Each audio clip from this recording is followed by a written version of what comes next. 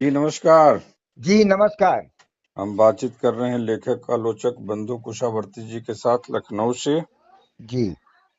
निराला और दुलारे लाल भार्गव के बीच का जो भी साहित्यिक संबंध रहा, हाँ। तो उसमें काफी उतार चढ़ाव भी रहे हैं।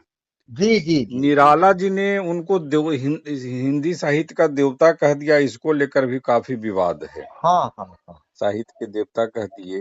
जी। निराला जी इस तरह के क्यों कहा करते थे, किया करते थे, यह भी एक जो है वो उस पर बातचीत होती है। हाँ। लेकिन निराला की साहित्य साधना में जी जो है वो रामविलास शर्मा लिखते हैं, जी। निराला ने सुधा को हिंदी की श्रेष्ठ साहित्यिक सामाजिक पत्रिका बना दिया। हाँ हाँ। इन दिनों जैसे संपादकीय टिप्पणियां सुधा में निकली, जी। वैसी दूसरी पत्रिका में नहीं। वे हाँ। सुंदर अलंकृत गद्य के नमूने थीं।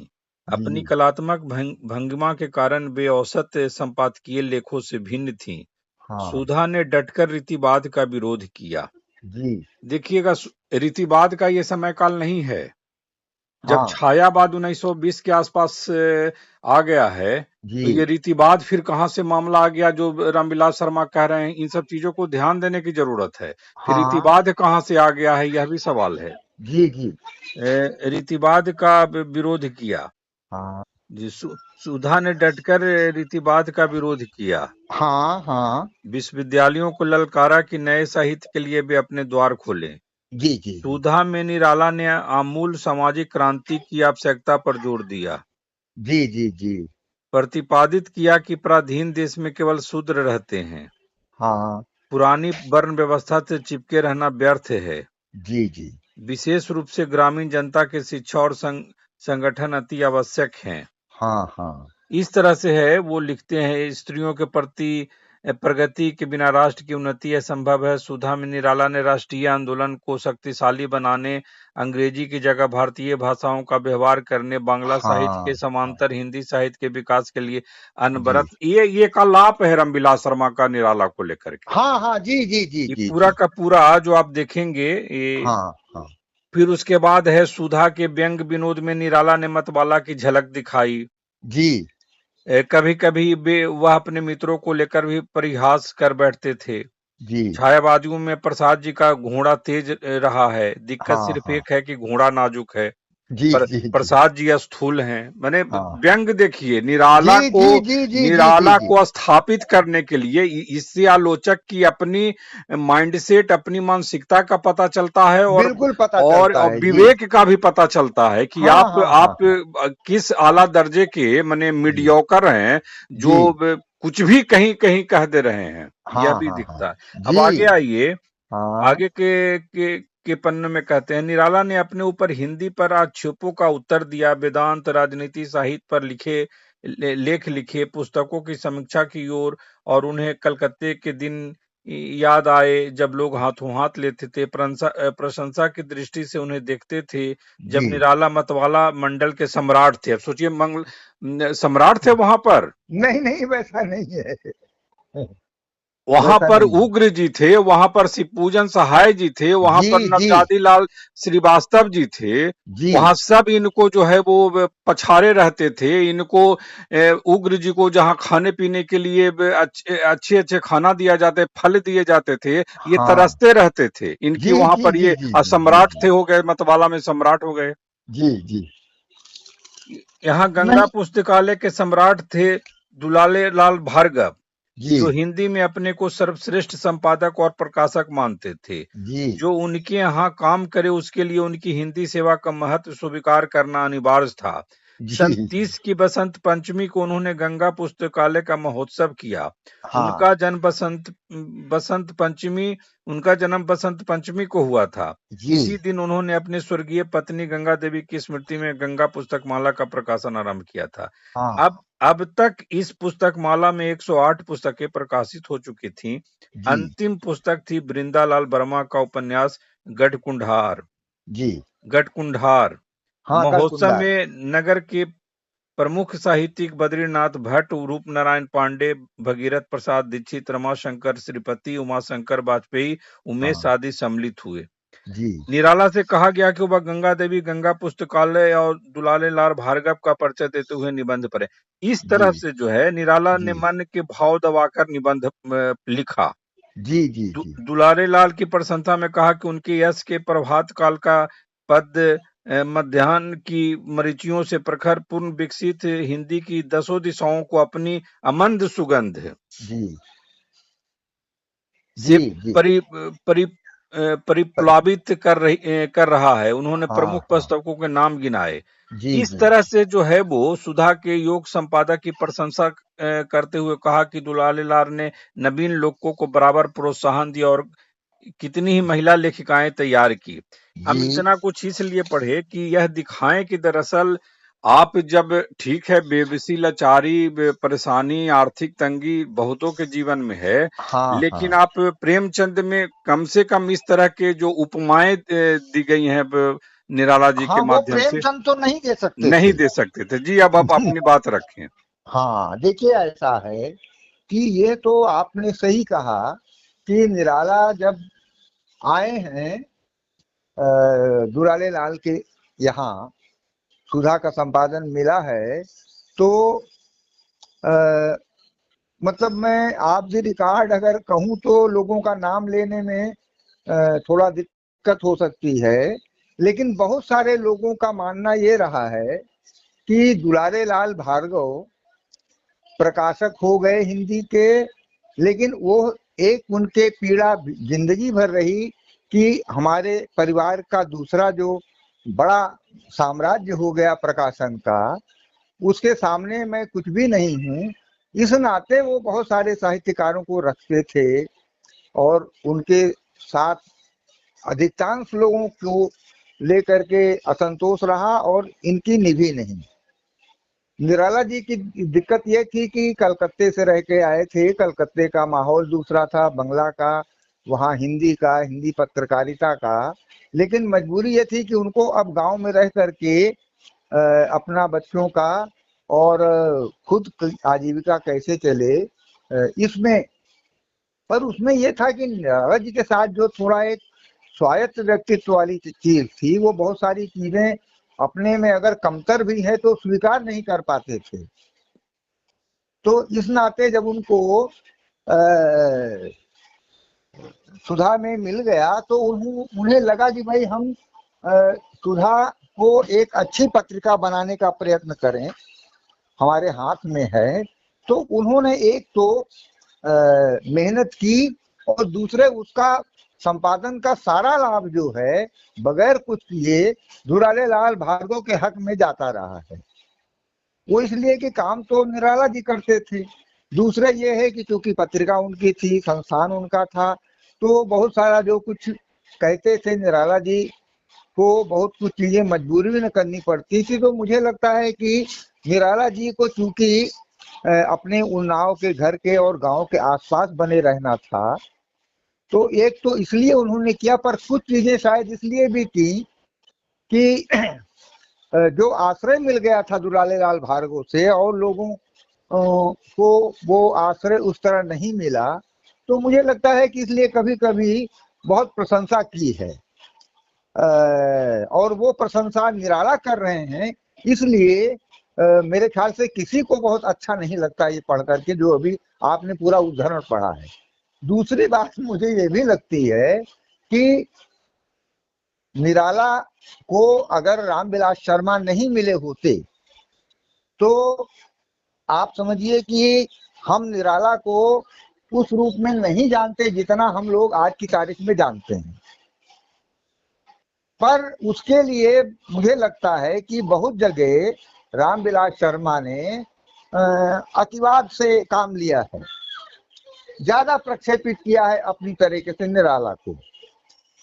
तो उसमें क्योंकि मैं पढ़ रहा था इधर जब निराला की साहित्य साधना, अब जैसे एक चैप्टर जो है वो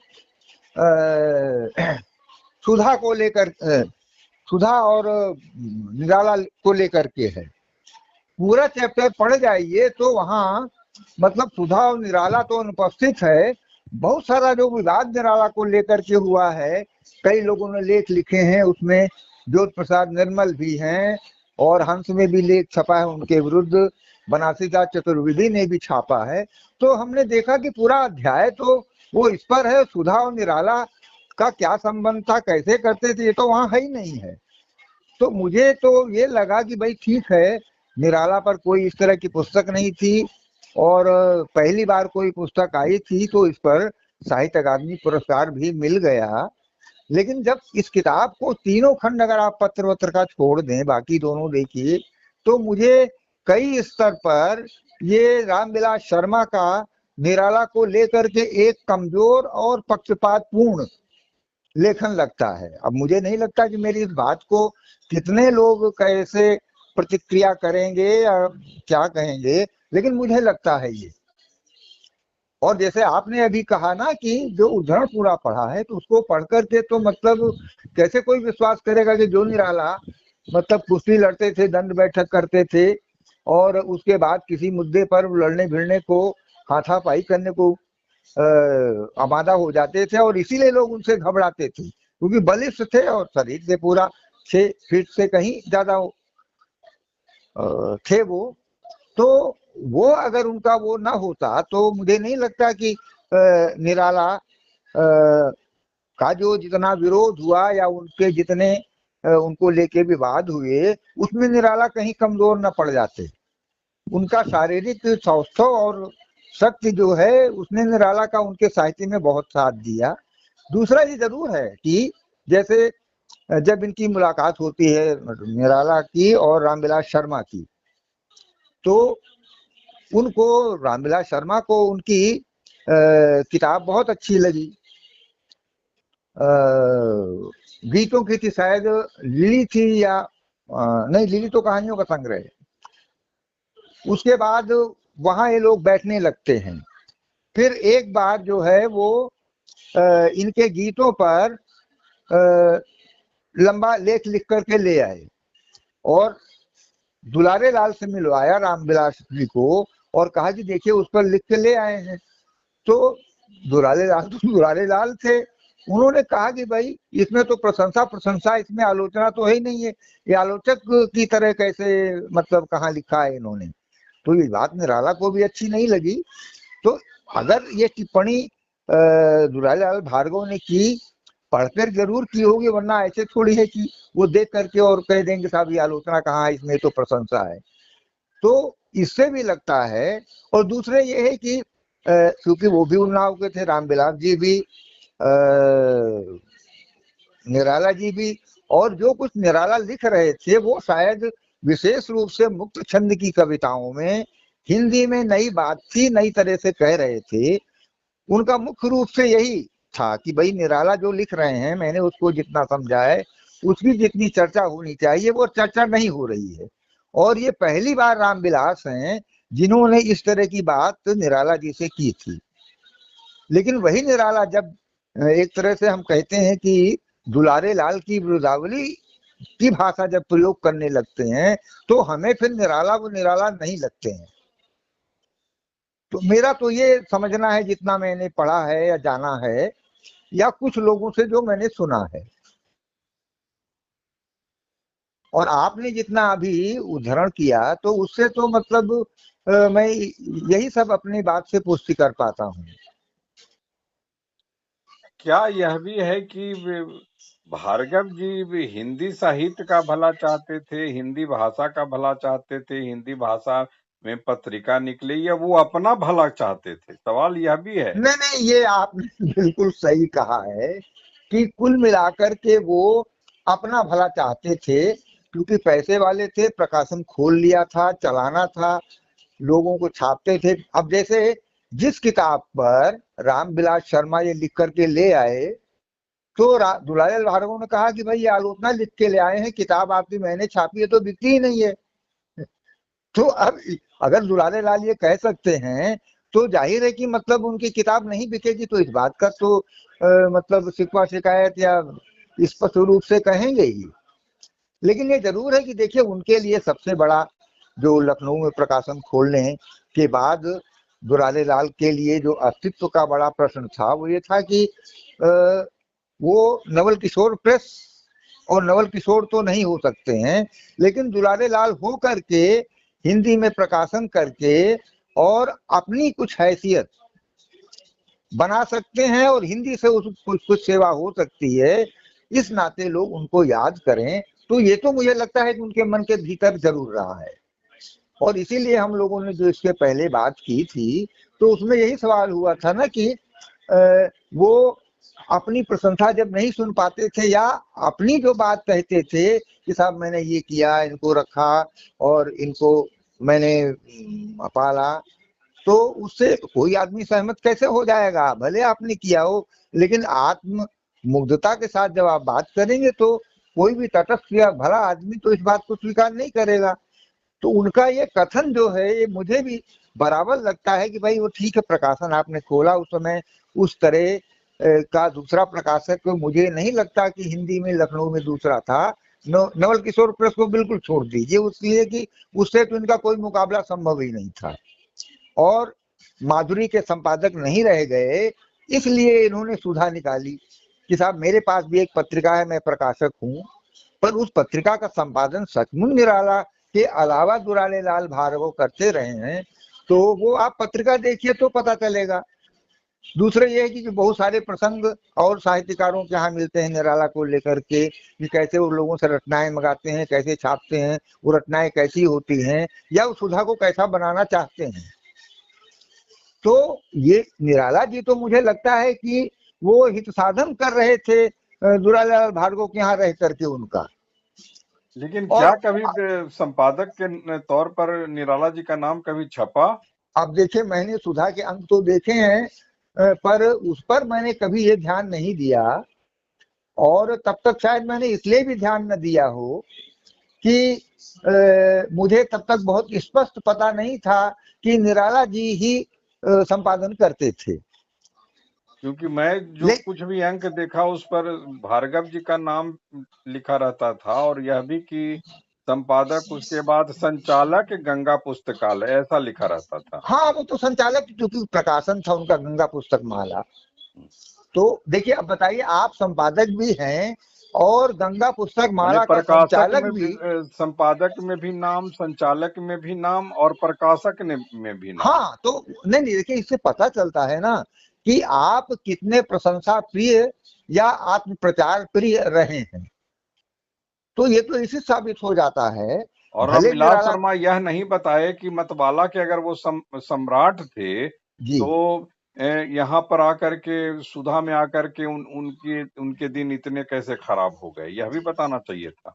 नहीं, बिल्कुल बताना चाहिए। मतलब मैंने तो अभी कहा ना, इसीलिए कि मुझे इन कई कारणों से निराला पत्र वाला खंड आप छोड़ दीजिए, पर और कई कारणों से मुझे निराला की साहित्य साधना, साहित्य अकादमी पुरस्कार उसको मिल गया, शायद पहले ही खंड पर मिला था, लेकिन इतनी महत्वपूर्ण पुस्तक नहीं है कि उसको साहित्य साहित्य अकादमी अकादमी का तो क्या कहा जाए कि जब कविता के नए प्रतिमान 3 महीना में पुस्तक लिखी जाती है, जो जी कि खुद जी नामवर जी जी ने जी। कहा, और उसको हाँ साहित्य अकादमी मिल गया, और फिर जो रामविलास शर्मा की पुस्तक को मिलते, तो उसका हाँ उस हाँ, तो देखिए, पुरस्कार के अब बारे में क्या कहा जाए?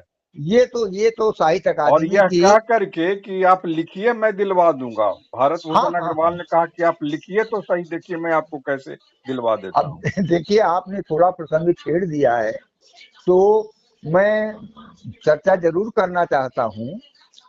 श्री लाल शुक्ल और ये जो फिल्म में चले गए थे ना हिंदी के अलीगढ़ यूनिवर्सिटी से, राही जी, राही जिनका, मासूम रजा। हाँ, राही मासूम रजा, साहित्य अकेडमी में 1967 है शायद, या 68 रहा होगा, राही मासूम रजा का उपन्यास और श्रीलाल शुक्ल का राग दरबारी, ये दोनों कंपटीशन में थे। ये भीतर की बात जो मुझे प्रामाणिक रूप से पता चली है, पर हम दावे के साथ नहीं कर सकते हैं, पर ये सच्ची बात है। उसके एक निर्णायकों में दुलारे वो आप ये वर्मा जी थे, भगवती बाबू की और श्रीलाल शुक्ल जी की बहुत बनती थी, भले उम्र में अंतर रहा हो। तो वहां जब ये हुआ कि भाई राही मासूम रजा का आधा गांव भी है, तो जो शब्दावली मुझे बताई गई है कि अरे उस कटुए को साहित्य अकादमी पुरस्कार मिल जाएगा इस पर, जिसमें गालियां भरी हुई हैं। और उस साल जो मिला राज दरबारी को, तो उस समय सबसे कम उम्र के लेखक थे श्रीलाल शुक्ल, जिनको की साहित्य अकादमी पहली बार मिला है। तो इस तरह की भीतर की चीजें अगर आप देखिए, तो साहित्य अकादमी के गठन को तो छोड़ दीजिए, पर वहां के क्रियाकलापों पर मतलब बहुत दुखी होना पड़ता है। और चाहे आप बता रहे हैं बात इनकी नामवर सिंह की, या हमने श्रीलाल शुक्ल और राही मासूम रजा की चर्चा की, बात के तो बहुत सारे उदाहरण है, बहुत खुल करके बाहर लिखा पढ़ा गया है, पर हमारे चर्चा का विषय वो नहीं है। लेकिन मुझे मानना पड़ता है कि रामविलास जी की 3 खंड में लिखी किताब, तीसरे खंड को तो महत्वपूर्ण मानता हूं, इसलिए कि बहुत सारे उसमें महत्वपूर्ण ऐसी चीजें हैं जो न होती तो बहुत सारे तथ्य हमको पता नहीं चलते। पर बाकी दोनों खंडों में, और पहला खंड तो मुझे कई मामलों में कई जगह बहुत कमजोर लगा है, लेकिन है वो लिख रहे थे। और उनकी वजह से निराला जी को हिंदी साहित्य में जिस तरह जाना गया, उसके बाद निराला की पहचान रामविलास शर्मा के द्वारा दी गई पहचान से और ज्यादा लोगों ने खोल करके निराला जी को रखा है। तब निराला जी इतने बड़े व्यक्तित्व हमारे यहाँ हुए हैं। तो इसकी शुरुआत के लिए तो हम रामविलास शर्मा को कह सकते हैं, पर उन्होंने बहुत अतिरेक भी किया है, खास करके पहले खंड में। तो अब उसके लिए मतलब हम आप क्या कर सकते हैं। पर ये सही है इतना कि इतना निराला ही जी, नहीं, इतना ही नहीं, बसंत पंचमी के दिन जो वो अपना जन्मदिन मनाया करते थे, हाँ हाँ हाँ, तो उन्होंने ही कहा कि अरे भाई निराला, आप भी क्यों नहीं इसी दिन मनाते हो, कुछ अता पता। उन्होंने कहा कि मेरा कुछ अता पता नहीं है, इधर उधर करने लगे। जी जी। तो उन्होंने कहा कि आप भी इसी दिन मनाओ। तो भार्गव जी के कहने पर, अच्छा, अब आप ये बता रहे हैं, पर मेरी जानकारी ये नहीं नहीं, है। ये इसका भी जिक्र है उसी निराला की साहित्य साधना में। नहीं अगर नहीं, ये आप ये जो बता रहे हैं ना, ये रामविलास शर्मा का वर्जन है। जी, वही तो मैं बता रहा हूँ कि इससे उसी। इससे अलग वर्जन ये है कि निराला का कहना ये था कि भाई ये साहित्य सरस्वती पुत्र थोड़ी है, सरस्वती पुत्र तो मैं हूँ। तो इसलिए बसंत पंचमी मेरा जन्मदिन होगा, मनाया जाएगा। और तब से बसंत पंचमी जो है वो सार्वजनिक रूप से निराला जी के जन्मदिन के रूप नहीं में नहीं, चूंकि प्रचलित हो गई। भार्गव जी पहले से उनकी पत्नी का उस दिन शायद कुछ निधन उधन हुआ होगा। जी, उनकी पत्नी का या तो पुण्यतिथि या फिर इस तरह का कोई। हाँ हाँ, जी जी जी जी जी जी। तो उस दिन वो मनाते थे। हाँ तो चूंकि उस दिन मनाते थे, तो इनको भी कहा गया कि आप भी ऐसा करो। इनको भी जी। लगा कि मैं क्यों नहीं, अगर ये है तो मैं क्यों नहीं। हाँ हाँ तो हाँ उन्होंने हाँ। स्व घोषित कर दिया कि मैं भी आज ही से जो है वो जन्मदिन मनाने नहीं लगा। नहीं, पर आपने जो रामविलास शर्मा का लिखा हुआ बताया, वो तो अपनी जगह है, इसलिए कि रामविलास शर्मा ने लिखा है। इतना घटा लेकिन टोप आप, मैंने इस तरह से, जबकि इस तरह की जीवनी लिखने के पहले मैंने अंग्रेजी से लेकर के तमाम भाषाओं में इतनी अच्छी अच्छी जीवनी जी है। जी कोई जी जी जी कोई जी। साइंटिफिक अप्रोच नहीं आप लगा रहे हैं, आप जो मन में लिख रहा है, क्योंकि वो जानते थे कि कोई खंडन मंडन हिंदी में चलता नहीं है, जो लिख हाँ, दो सब तब यहाँ तक पर। तो मतलब, और निराला पर लिख रहे थे, तो मुझे लगता है कि ज्यादा आत्मविश्वास था उनको। तो इसलिए जो लिख दिया उन्होंने, बस बहुत, जिसको कह सकते हैं कि निशंक होकर के लिखा, और साहित्य अकादमी पुरस्कार मिल गया, इसमें तो फिर इसमें तो। अब मंगल मूर्ति जी पता नहीं कहीं जवाब दिए हैं नहीं, इसमें उन्होंने साबित की है कि श्री पूजन साहब बहुत कमजोर दरअसल अब लेखक या फिर जो भी है एक आदमी है, जो जी निराला को लेकर उनके पास कुछ ऐसे पत्र थे जो उस पत्र के निकलने से निराला के व्यक्तित्व में कुछ उभार या कमजोरी का पता चलता। वो जी। पत्र लगातार पीछा करने के बाद भी उन्होंने नहीं दिया, और बार नहीं बार दिए, नहीं दिए, देखिए उसमें उसमें और तो। बार बार बहाना बनाते रहे, कहीं बक्से में वो खराब हो गया, जंग लग गई, फिर ये हुआ, फिर जी जी जी बाढ़ में जी वो सब पन्ने बर्बाद हो गए, तरह तरह के जो है वो जी बहाने बनाने के उन पर आरोप लगाते हैं। क्या जी मंगल जी जी। मूर्ति जी ने इसका कोई जवाब दिया है कहीं? नहीं नहीं, उन्होंने तो ये कहा है। देखिए, मंगल मूर्ति जी तो मेरे मुझसे मेरी बहुत बात होती रही है, उन्होंने कुछ मामलों में तो बहुत बार प्रेमचंद की भी आलोचना की है, अपने प्रमाणों के साथ में, अपने तर्क के साथ में। कई बार उन्होंने निराला की भी आलोचना की है और अपने पिता को ये बताया कि भाई वो तो, उनको तो लोग मूर्ख लीडर से ज्यादा कुछ मानते ही नहीं थे, जबकि संपादन का भी काम करते थे, पूरी मेहनत करते थे, प्रूफ भी देखते थे,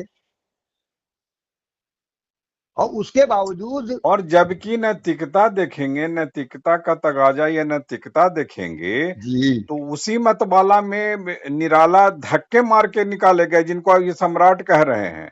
जी, दोबारा भी गए थे वहां, दोबारा भी। दोबारा भी गए हैं, और अस्सी जी, पूजन सहाय जो एक बार निकले तो फिर गए नहीं इधर उधर, फिर वो नौकरी ढूंढते रहे। ना ना, नहीं गए, वो नहीं गए, नहीं।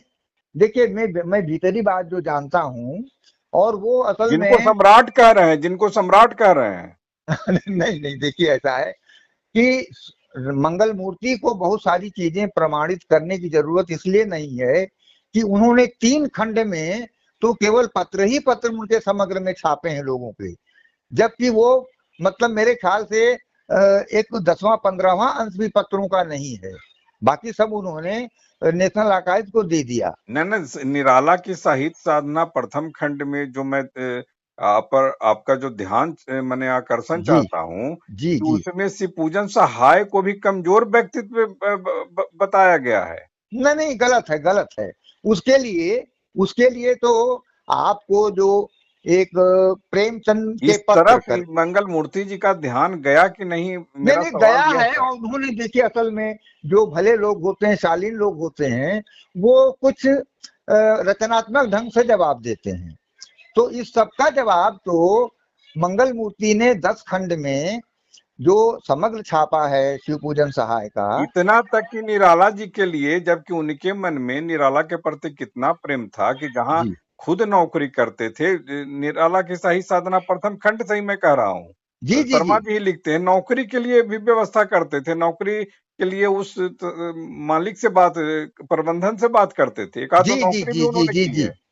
नहीं नहीं, देखिए जो शिवपूजन सहाय हैं, जितना मैंने उनके बारे में पढ़ा है और जितना मंगल मूर्ति जी से सुना है, एक बार मैं मंगल मूर्ति जी के कहे हुए को तो अलग रख सकता हूं, पर जितना मैंने उनको पढ़ा है, उनके बारे में औरों का लिखा पढ़ा है, मतलब मुझे नहीं लगता कि हिंदी में उनके जितना सीधा साधा और भोला आदमी लेखक कोई रहा होगा। और जिंदगी भर उन्होंने जो है। एक यह भी सवाल उठता है कि जी अगर वो पत्र शिवपूजन सहाय दे देते तो जी, निराला का जो व्यक्तित्व भी रामविलास शर्मा जो उठाना चाह रहे थे, वो एकदम भरभरा के गिर वो जाता। ध्वस्त हो जाता। देखिए ऐसा है, आप भी कुछ प्रसंग आपने चर्चा की है। अ, निराला जी की पत्नी का देहांत हो गया बहुत, मतलब ऐसी उम्र में कि उसके बाद आदमी को बगैर पत्नी के जीना बड़ा मुश्किल होता है। वो लखनऊ में वेश्याओं के यहाँ जाते थे, बनारस में जाते थे, इलाहाबाद में जाते थे, और इस बात को लोग बिल्कुल खुले जानते थे। इस बात को हर आदमी ने ढकने की कोशिश की है कि भाई निराला निराला है उनके अंदर ये कमजोरी, मानवीय कमजोरी है, पर उसके नाते हम उसका छवि भंजन करने के कारक बन जाएं, इसलिए उस बात को प्रसाद जी ने इलाज कराया। हमारे अमृतलाल नागर ने बहुत इस मामले में वहां पर मदद की लखनऊ में, उनके चकल्लस के साथ रहे हैं बलभद्र दीक्षित पंडित रामविलास शर्मा, और ये आपके कौन नागर जो बाद में रूसी छात्रावास में चले गए। तो ये सारे लोग मिलकर चकल्लस निकालते थे, चकल्लस में निराला जी लिखते थे। बहुत सारी चीजें ऐसी लिखी है जो मतलब न लिखे होते तो बहुत सारी चीजें हम लोग जानते नहीं। तो निराला का छवि भंजन ना हो, इसलिए जानबूझकर के शिवपूजन सहाय जी ने वो पत्र नहीं दिए रामविलास शर्मा को, बहुत पीछे पड़े रहे। तो आप बताइए कि इसमें शिवपूजन जी सहाय को हम किस नजर से देखें और रामविलास शर्मा को किस नजर से देखें, कि उन्होंने जब साहित्य साधना लिखते हैं तो पहले खंड में बहुत जगह तो मतलब वो भी बिल्कुल चारण की तरह निराला की ये बात करने लगते हैं। तो इस नाते जो आपने कहा ना, तो वो मतलब मुझे भी निराला की साहित्य साधना जो है 2 खंड कुछ कारणों को छोड़ दीजिए, पर बहुत कमजोर किताब लगी है।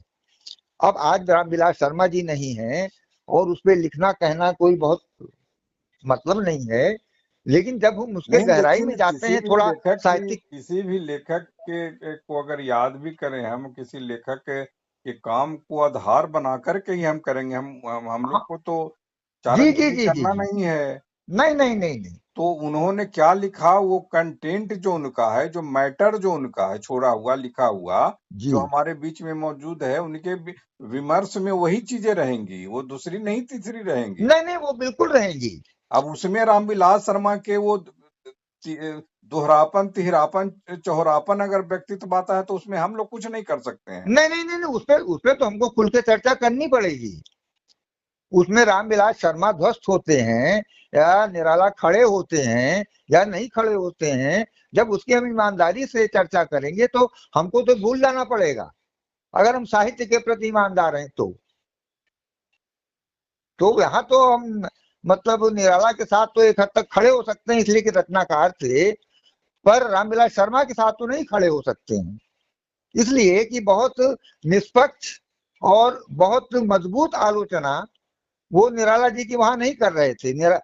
और मुझे तो लगता है एक बात ये भी कि भाई हम निराला को खड़ा करेंगे तो हम भी खड़े हो जाएंगे। एक ये भी कहीं न कहीं भीतर रामविलास जी के जरूर रहा होगा अंदर। जी जी। हाँ हाँ।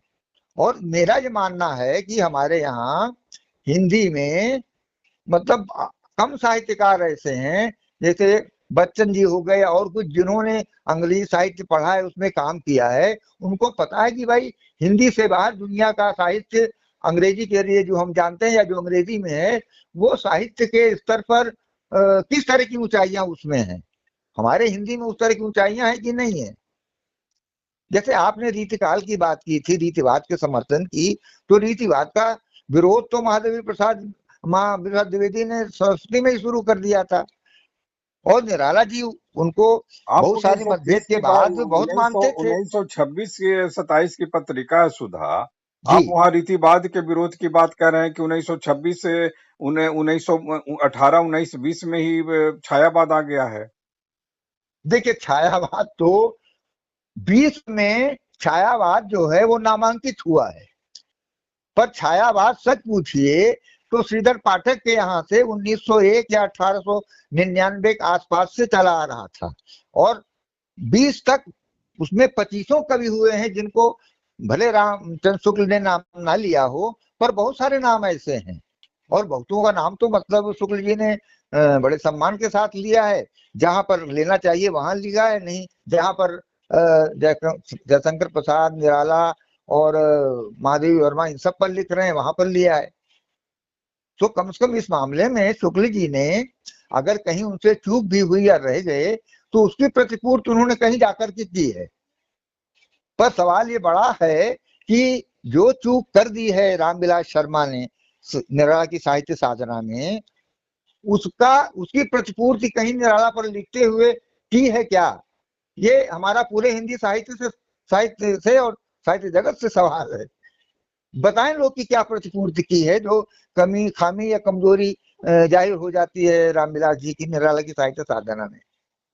तो इसलिए आप जो सवाल उठा रहे हैं बहुत मौजूद और बहुत जरूरी सवाल है, और हमको इस पर बहुत गंभीरता से, बड़ी ईमानदारी से बात करनी चाहिए। नहीं, इसमें ये कहा जाता है ना कि 1916-17 के आसपास जो जूही की कली, निराला जी की कविता से अगर कुछ लोग जी। कहते हैं कि छायावाद की शुरुआत कहते हैं, तो हाँ हाँ हाँ। 1926-27 में फिर रीतिवाद कहाँ से आ गया? अरे देखिए, मैं आपने जो कहा ना रीतिवाद का विरोध तो सीधे तो क्या सीधे द्विवेदी जी कर रहे थे रीतिवाद सरस्वती में में। क्या भार्गव जी लिख रहे थे जिसका विरोध कर रहे थे निराला जी? और क्या नहीं, उनकी तो रीति। इसी विरोध के चलते वहां से भी निराला जी निकाले गए या हटाए गए? नहीं नहीं, ऐसा मुझे जहां तक लगता है कि देखिए हम लोगों ने अभी और इससे पहले। सबसे अहम सवाल यह भी है कि इस तरह की किताब जीवनी लिखी जाती है, जी। तो उसके पैरेलल समांतर में कोई किताब दूसरी तीसरी आनी चाहिए थी, जो भी समकालीन रहे हों। हाँ। चाहे वो रूप नारायण पांडे जी लिखते या और भी समकालीन जितने भी लोग रहे होंगे, जी जी जी। उनको लिखना चाहिए था कि यह गलत है, यह सही है, यह सही है, यह गलत है। नहीं, उसके लिए तो मेरे ख्याल से एक ही व्यक्ति थे उस समय आलोचना में लखनऊ में, कृष्ण बिहारी मिश्र, जो दुलारे लाल के यहाँ भी रहे हैं और उधर नवल किशोर प्रेस में भी रहे हैं। पर उन्होंने बहुत ज्यादा आलोचना नहीं की, कुछ ही आलोचनाओं के बारे में जाने जाते हैं। लेकिन मेरा कहना यह है कि रामविलास के समानांतर उनके दौर में लिखने वाले या उसके बाद लिखने वालों ने इस पर कुछ लिखा है कि नहीं लिखा है, ये जरूर चर्चा का विषय होना चाहिए। और अगर लिखा है तो क्या लिखा है, वही तो मैंने कहा ना कि अपनी उन कमियों खामियों को, इसकी पड़ताल बहुत जरूरी है। और बहुत जरूरी है, निश्चित रूप से जरूरी है। मंगल मूर्ति जी से मेरा भी सवाल है, अगर आप उन तक पहुंचा भी दें, जी जी इस जी पूरे संदर्भ को लेकर के निराला की साहित्य साधना का जो प्रथम खंड है, जी। उसमें बहुत मैंने शिवपूजन सहाय जी के साथ अन्याय किया गया है। नहीं नहीं, बिल्कुल अन्याय है। पर आप देखिए, मैंने कहा ना कि उसमें सुमित्रा नंदन पंत जी के खिलाफ जो किया गया है वो तो अलग मामला है। जी जी जी। लेकिन प्रसाद जी तो खैर, प्रसाद जी को तो आना ही नहीं था रामविलास शर्मा के यहाँ, वो कभी संभव ही नहीं था। नहीं नहीं नहीं क्योंकि नहीं। प्रसाद जी से टकराने के लिए रामविलास शर्मा के पास ना उस तरह का विवेक था, ना उस तरह की तैयारी थी। हाँ हाँ, नहीं थी नहीं थी। वो गहराई उनके पास थी नहीं, तो वहां आते तो फिर निराला उठ नहीं पाते, निराला को उठाया नहीं जा नहीं नहीं, सकता वो था। तो निराला को देखिए, मुझे लगता है इससे लोग कितने सहमत असहमत होंगे, निराला को उठाने के पीछे रामविलास शर्मा को खुद को भी उठाना रहा है हिंदी में आकर के। मेरा ये मतलब बहुत दृढ़ मत है इस मामले में।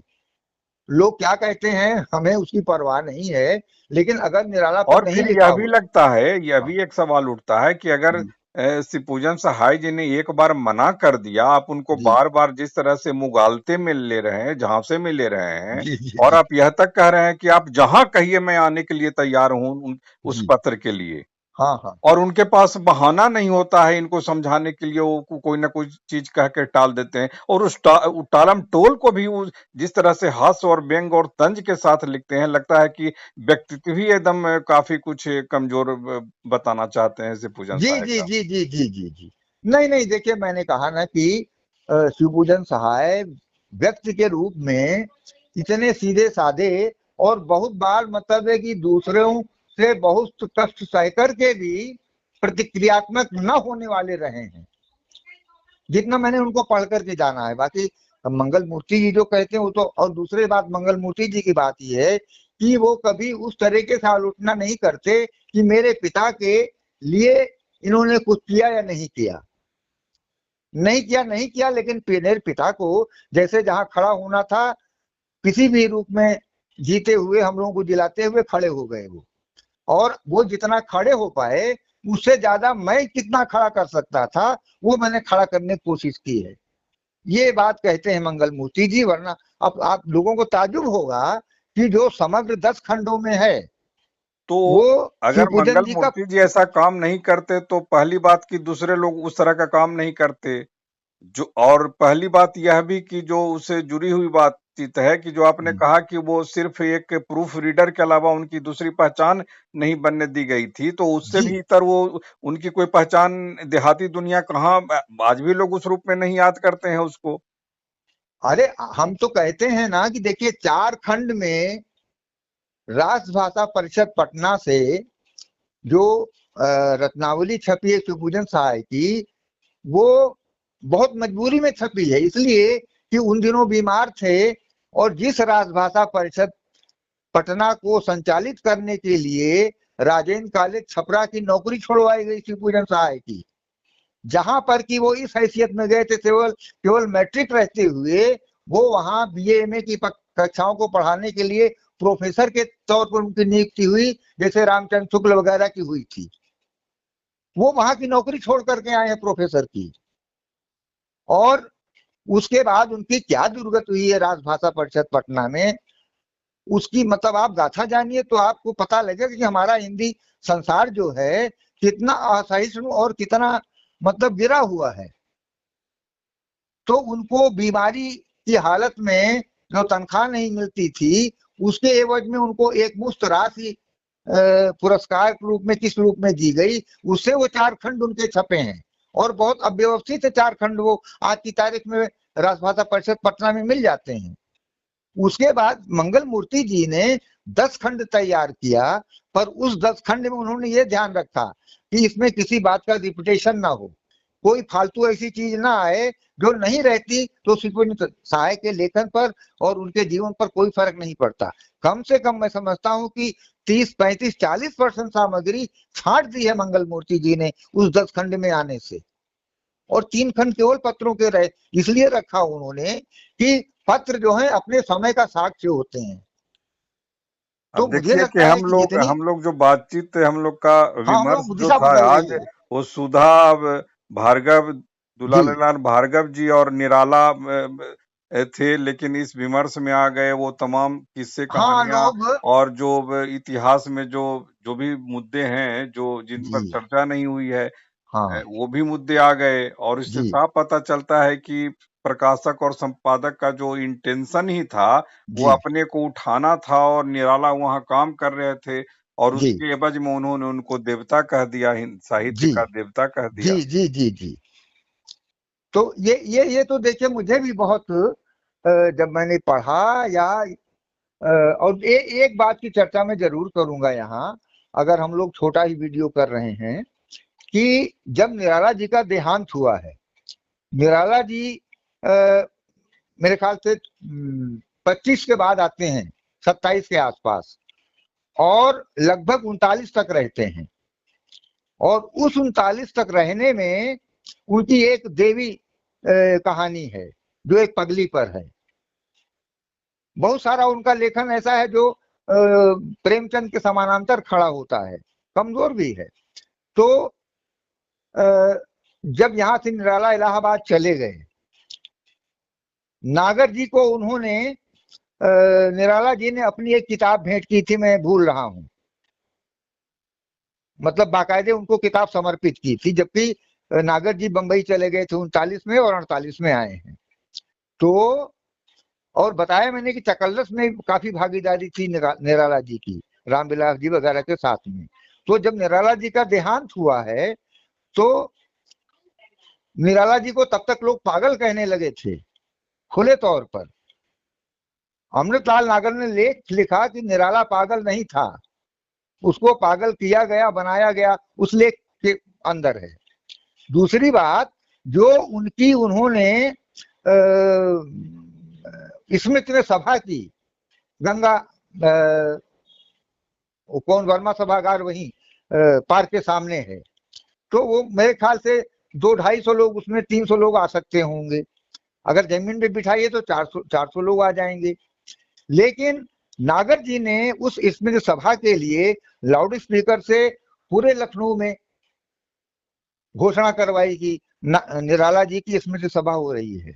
और वहां आप समझ लीजिए कि कितना बड़ा पार्क है, अगर आप लखनऊ आए होंगे, अब तो छोटा हो गया, उसके चारों तरफ सड़क है, उसके चारों तरफ मकान वो सब है, पार्क भरा हुआ था, सड़क पर जगह नहीं थी। और ज्यादातर कौन लोग थे, यही जो दुकानदार, बेचने वाले, जिनसे निराला रोज मिलते थे, बात करते थे, जिनसे उपकृत होते थे लोग, ऐसे लोगों से वो पूरा मजमा वहां भरा हुआ था, लाउड स्पीकर लगा था। तो निराला की हैसियत रामविलास क्या बनाते, निराला ने अपनी हैसियत खुद बनाई, और लोगों के साथ में रह करके उस देवी कहानी की जो नायिका है उसको अपनी, मतलब आप समझिए कि बिल्कुल नई रजाई दे देते हैं। ताश खेल रहे होते हैं, उसका बच्चा पानी गिर रहा है और नाले में गिर जाएगा, तुरंत जाकर के उठा ले आते हैं, अलग करते हैं। तो ये निराला साहित्यकार नहीं है, ये मानवीय निराला है, जिसके लिए पगली अगर नहीं है, उसका बच्चा है और वहां है, तो उस बच्चे के एक तरह से मतलब संरक्षक वहां पर मौजूद हैं। तो ऐसे निराला ने लखनऊ में जो 1927 से लेकर 39 तक रहे हैं, तो निराला निराला है। और निराला का सबसे अच्छा लेखन लखनऊ में रहते हुए हुआ हो, भले कितना भी दुलारी लाल से उनका विरोध रहा हो, उनको सहते हुए रहे हो वो, या और कितने सारे वितंडावाद सुनते सहते रहे हैं, लेकिन सबसे अच्छा लेखन निराला का अगर हुआ है तो लखनऊ में रहते हुआ है, सुधा का संपादन करते हुआ है। और सुधा का संपादन भले वो दुलाराम भार्गव के हक में जाता हो नाम छपने से, लेकिन उसके हकदार अच्छी और उसके सच्चे कर्ता धर्ता सचमुच तो निराला जी हैं। तो हम इस बात को तो बिल्कुल भूल ही नहीं सकते हैं। आप कितना भी निराला जी को मतलब रामविलास बनाना चाहे तो वो नहीं बना सकते जो निराला जी थे। और जो निराला जी को बनाने में निराला की साहित्य साधना ने भूमिका अदा की है, उससे बहुत ज्यादा लोगों ने बाद में निराला जी को खड़ा किया है, स्थापित किया है। तो केवल हम ये मान लें कि निराला जी पर अगर रामविलास नहीं लिखते तो निराला जी को हम निराला उस निराला की तरह नहीं जानते जिसको जानते हैं, तो ये हम लोगों की बड़ी भूल है। उसके बाद बहुत कितना लिखा गया है निराला पर। तो हम लोगों का तो मतलब मुख्य बात सुधा और दुलाराम भार्गव निराला थे, और निराला भले मजबूरी में रहे हों, लेकिन उन्होंने लेखन बहुत अच्छा किया। जो संघर्ष झेलने पड़े वो संघर्ष उन्होंने झेला। और उस समय के जितने साहित्यकार थे उनके साथ मिलना जुलना, उठना बैठना, आम लोगों के साथ उठना बैठना, ये तो मतलब उस समय के जो लोग जानते हैं वो मतलब मुझसे तो कितने लोगों ने चर्चा की कि निराला जो है केवल लुंगी पहने निकल आते थे अमीनाबाद में, बनियाइन भी नहीं है शरीर पर, और सबसे मिल रहे हैं, बात कर रहे हैं, मतलब उन्हें लगता ही नहीं कि मतलब मैं आदमी से अलग कहीं हूं। तो ऐसे निराला को रामविलासी खड़ा कर सके हैं, ये भ्रम लोगों को दूर कर लेना चाहिए। और अगर किया भी है उन्होंने निराला का की साहित्य साधना लिख करके, तो ठीक है, एक प्रस्थान बिंदु हम मान सकते हैं। उससे ज्यादा कम से कम मेरी अपनी सम्मति में उससे और ज्यादा बड़ी भूमिका मेरी समझ में नहीं आती है। बातचीत के लिए आपका आभार। नमस्कार। जी नमस्कार नमस्कार।